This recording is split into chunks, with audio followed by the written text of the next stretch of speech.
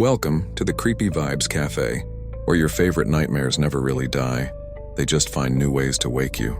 Tonight's story drags us back to the streets where dreams burn and reality bleeds. Elm Street. Freddy Krueger was buried, forgotten. But some legacies refuse to stay asleep. So pour yourself a cup, keep one eye open, and whatever you do, don't fall asleep. Creepy Vibes Cafe presents A Nightmare on Elm Street, Bloodline, Part 1. The Awakening. It's been nearly 3 decades since the last nightmare. Alice Johnson thought she'd left the darkness behind.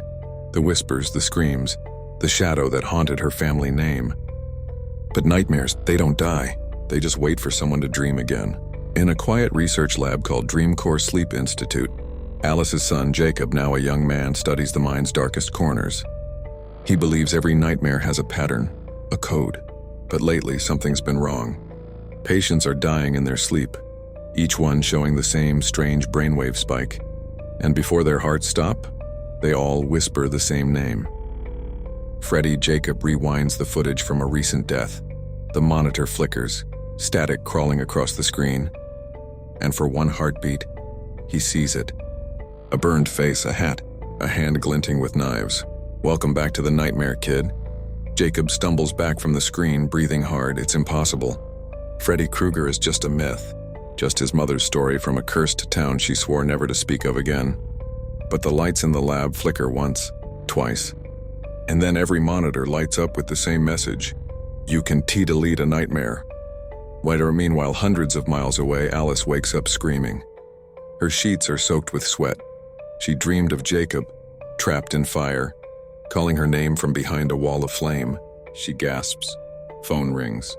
Jacob's voice trembles on the other end. Mom, I think something's happening again. Alice's voice breaks. You need to leave that lab, Jacob. Don't sleep. Whatever you do, don't fall asleep. But it's already too late. That night, Jacob digs deeper into the data. He overlays the REM patterns from each dead patient, one over the other, and realizes the spikes aren't random. They form letters. 4 words: Freddy lives. His computer freezes, then begins to type on its own. You can't delete what's in your blood, Jacob. I'm your family now. Sound of faint laughter growing louder, echoing through the speakers. Jacob stares at his reflection on the black monitor, and his reflection smiles back.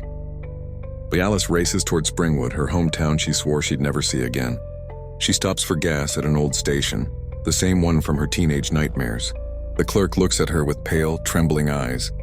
You're one of them, he says, one of the Elm Street bloodline. Alice steps back, heart pounding. What do you mean? The man leans closer. He's not after the kids anymore, lady. He's after the ones who carry his curse. Alice's hands shake.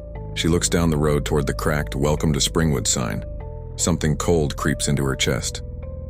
The bloodline, she whispers. He's after my son. Back at Dreamcore, Jacob's exhaustion finally wins. His eyes close for just a second. In the reflection of the computer monitor, a figure steps into frame. Burned skin, razor glove.